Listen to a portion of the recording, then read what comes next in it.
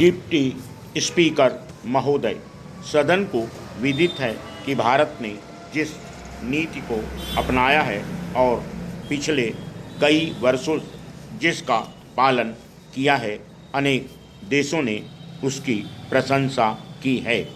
Asia के कुछ अन्य देशों ने हमारे कारण नहीं बल्कि अपने ही कारणों से ऐसी नीति का पालन किया है। जिन देशों ने इसका पालन नहीं किया है वह भी हमारी नीति की प्रशंसा करने लगे हैं।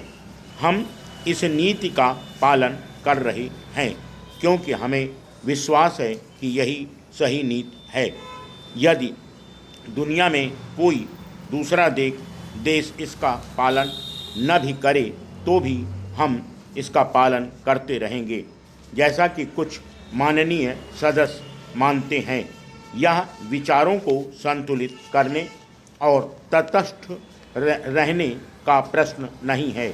हमारी नीति सकारात्मक है और हम सच्चाई और विश्वास से इसका पालन करते हैं। सदन को कुछ ऐसे देशों की जानकारी है जो एशिया में हमारे अच्छे मित्र हैं, जैसे म्यांमार और इंडोनेशिया, और अंतर्राष्ट्रीय मामलों में ऐसी ही नीति का पालन कर रहे हैं।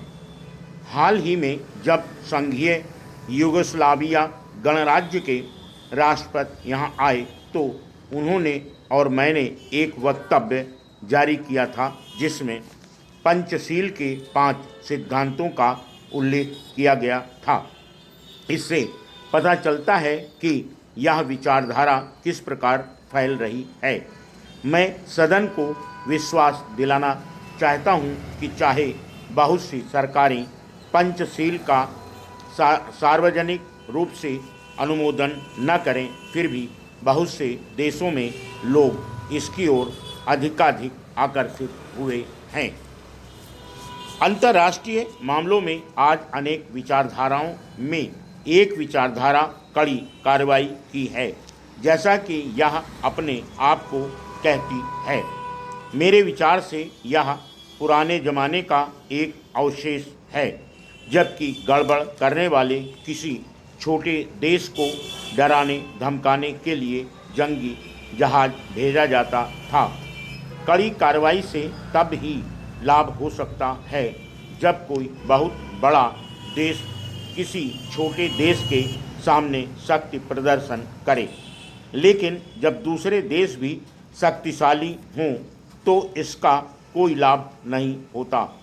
एक और विचारधारा शक्ति के माध्यम से बातचीत करने की है।